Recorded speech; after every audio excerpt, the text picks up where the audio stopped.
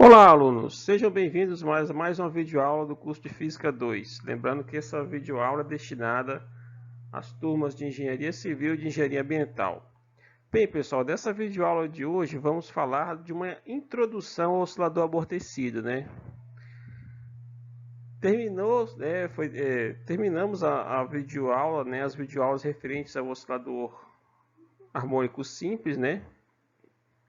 Onde fizemos todo o tratamento de como é que se monta a equação de movimento, quais são as características principais do oscilador harmônico simples, a sua equação de movimento, como resolver a equação de movimento, certo?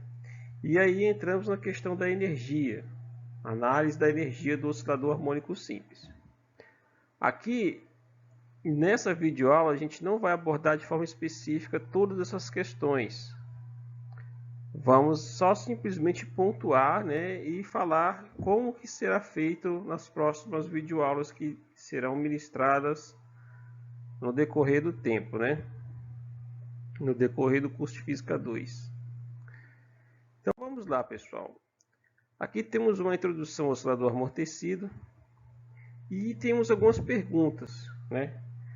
O que é o oscilador amortecido? Quais são as características dele? Quais são os tipos de oscilador amortecido? Né? O oscilador amortecido, pessoal, aqui tem uma resposta bem curta, que está dizendo que é um sistema onde o movimento ondulatório sofre redução no tempo. Ele é bem mais do que isso, né? O oscilador amortecido ele já engloba uma questão em que você tem as seguintes características comparadas, né, se a gente for comparar com o oscilador harmônico simples. No oscilador harmônico simples, a gente não tinha o problema de se preocupar com a variação da energia, porque a energia mecânica ela se conservava no tempo. Aqui no oscilador amortecido isso não é verdade. Por quê? Porque aqui vamos ter agora a ação de forças chamadas forças dissipativas. E essas forças dissipativas elas vão fazer, digamos assim, o papel de vilão na história. Por quê? Porque é elas que vão atuar para que a energia do sistema fique cada vez mais baixa, até o ponto em que ela fique totalmente nula. E assim, levando o movimento ondulatório, que uma vez, no caso do oscilador harmônico simples, era perpétuo, né? Agora ele se torna um movimento finito. E isso está de acordo com a realidade, porque a gente verifica na natureza, né, na prática do dia a dia, que não existe um movimento ondulatório perpétuo. Por mais que você tenha um ar rarefeito ou uma superfície lisa, você não vai ter uma superfície livre de atrito e nem um ar, digamos assim, rarefeito a ponto de você não ter nenhum tipo de influência da resistência do ar sobre um pêndulo, por exemplo. Então, pessoal, aqui, né, já dando, digamos assim, uma visão mais futura da próxima pergunta, temos a presença da ação da força dissipativa, né, de uma força dissipativa. E aí quais são as características, né? Você tem a ação da presença da força de arrasto linear, não há conservação da energia mecânica, como eu falei anteriormente, e aí vem a questão que vai fazer toda a diferença em relação ao caso do movimento harmônico simples. No caso do oscilador amortecido, a gente não existe só uma única solução. Teremos três tipos de solução. Cada tipo de solução vai estar relacionado a um tipo de amortecimento, a um tipo de oscilador amortecido. Teremos o oscilador amortecido para o caso subcrítico, crítico e supercrítico. Cada oscilador desse teremos uma solução específica, certo? E claro que as condições iniciais, como eu falei lá no caso do oscilador harmônico simples, também vão estar presentes e vão influenciar de forma significativa nas condições da fase, certo? Lembra lá da fase que eu mostrei para vocês, que foi calculada, e que a fase dependia também das condições iniciais? A mesma coisa vai acontecer aqui, só que agora você não tem uma única solução como você tinha antes. Temos 3 tipos de soluções distintas, certo? Ah, Francisco, vocês devem se questionar. E a força de atrito, ela vai entrar na história? Ela vai entrar nessa análise do oscilador amortecido? Nesse caso, não, pessoal. Não vamos entrar em, digamos assim, nesse nível. Por quê? Porque a força de atrito, ela não é uma força que depende da posição, certo? A força de arrasto linear, que é a força de resistência do ar, tem 2 tipos, né? Tem 2 tipos de força de arrasto. Uma que depende diretamente da velocidade e outra que depende do quadrado da velocidade. Essa que depende do quadrado da velocidade não vamos entrar aqui. Essa discussão não vai ser feita porque é uma força deveras complicada, né? E ela leva a uma situação em que não é o escopo do nosso curso, da nossa disciplina. Que ela vai levar a uma análise, a uma situação em que a gente vai se deparar com uma coisa chamada turbulência, certo? Um movimento caótico, e não é a nossa, digamos assim, o nosso objetivo, não é esse, certo? E a força de atrito, como eu falei agora há pouco, ela não é uma força que depende da posição ou da velocidade. É uma força que depende de um coeficiente, certo? E, como vocês viram lá no curso de Física 1, ela vai depender também do que? Da força de reação normal ao peso do sistema que está sobre a superfície, certo? Então não vamos abordar a força de atrito aqui no problema. Então os problemas que vamos atacar aqui serão problemas em que teremos a presença da força de arrasto linear, certo? E não teremos a presença da força de atrito. Então será uma superfície lisa. Contudo, antes tínhamos o que? A consideração de que o arrasto linear não atuava. Agora ele já atua, certo? Ou seja, o ar que está em volta do sistema bloco-mola, ele vai influenciar no problema, certo? No decorrer desse vídeo, eu vou mostrar para vocês um vídeo do grupo lá do canal Física Universitária. O link vai estar na descrição do vídeo e vai estar também aqui nessa videoaula também, certo? Se vocês tiverem mais interesse de rever o vídeo, podem clicar lá e acessar.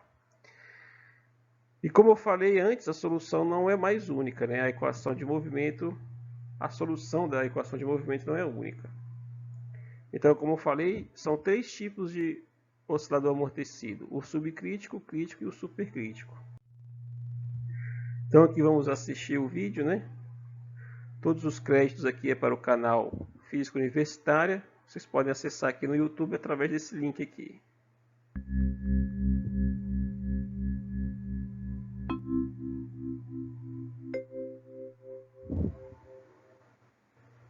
Nesta demonstração usaremos detergente líquido, shampoo, água, um tubo de vidro numa base de madeira e um pedestal com um sistema massa-mola.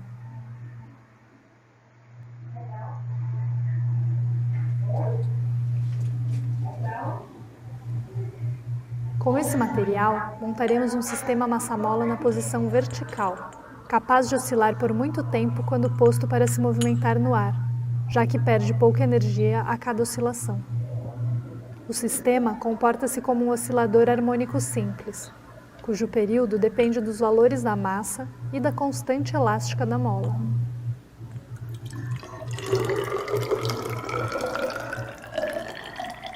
Se imerso num líquido como a água, a massa seguirá oscilando, porém com uma amplitude menor a cada oscilação. Este tipo de amortecimento é chamado de subcrítico, cuja característica é a diminuição da oscilação de forma lenta e gradual, resultando em um amortecimento fraco.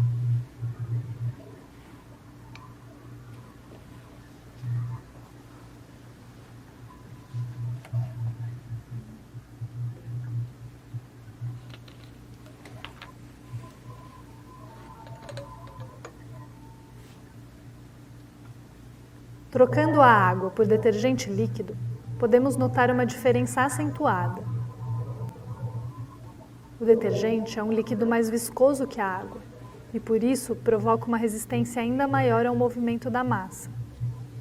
Agora, o sistema massa-mola perde rapidamente a sua energia de oscilação, deixando de ser um movimento periódico. Este tipo de amortecimento é chamado de crítico, cuja característica principal é a de que o sistema chegue rapidamente ao ponto de equilíbrio quando posto para oscilar.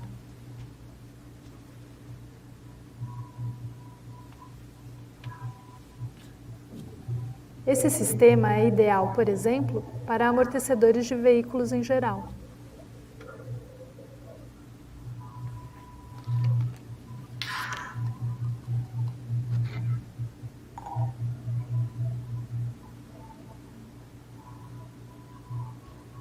Se o líquido for ainda mais viscoso, tal como um shampoo, pode-se observar outra variedade de amortecimento, que é o supercrítico. Nesta situação, o sistema se move de forma ainda mais lenta por causa da maior viscosidade. Assim, podemos ver como ele demora mais até chegar ao... Então, pessoal, como vocês observaram, né? São 3 tipos de movimento ondulatórios, né, amortecidos, né? São 3 tipos de amortecimento que ocorrem no vídeo que foi passado, que é o amortecimento subcrítico, crítico e o supercrítico. Na verdade, vocês observem que nos 2 últimos quase não há uma oscilação. Então, o movimento que a gente vai dar mais foco aqui é o tipo de amortecimento, o oscilador amortecido, por caso subcrítico. Esse será o foco dessa parte. Os outros 2 a gente vai abordar ele, mas de forma muito qualitativa, certo? Como está escrito aqui nesse slide aqui que eu estou mostrando para vocês. Então, como descrever o oscilador amortecido, né? Ele vai ser uma equação diferencial linear homogênea de ordem 2, certo? O que é isso, ordem 2? Quer dizer que tem uma derivada segunda, certo? E como eu falei anteriormente, né? A solução da equação de movimento ela depende do tipo de amortecimento. E aí a gente vai ver se o amortecimento é crítico, subcrítico ou supercrítico, certo? Agora aqui, que uma coisa que eu vou fazer, né, um trabalho um pouco detalhado, né, com vocês, certo? Que é o método de solução, né? O principal método de solução dessa parte, para esse tipo de equação que a gente vai obter, a gente vai fazer toda uma análise da equação de movimento e aí vamos encontrar, né, toda uma análise de diagrama de forças e aí vamos encontrar a equação de movimento. Então, para resolver essa equação de movimento, a gente tem que ter o quê? Uma junção do método de equação característica, que aí a gente vai descobrir umas raízes, e essas raízes vão depender do tipo de amortecimento. Só que aí a gente vai precisar do que? De um complemento que é o estudo de variável complexa, certo? Essa parte a gente vai trabalhar ela com muita calma, né? Vamos fazer de forma detalhada e não se preocupe, isso não será cobrado em prova, ok? Isso é só, digamos assim, uma forma de como mostrar de onde vêm as soluções para os casos subcrítico, crítico e supercrítico, certo? E como falei anteriormente, né, o foco será o amortecimento do tipo subcrítico, que é onde se verifica o movimento ondulatório, o movimento oscilatório. Os outros demais não descrevem o movimento oscilatório, como vocês viram, certo?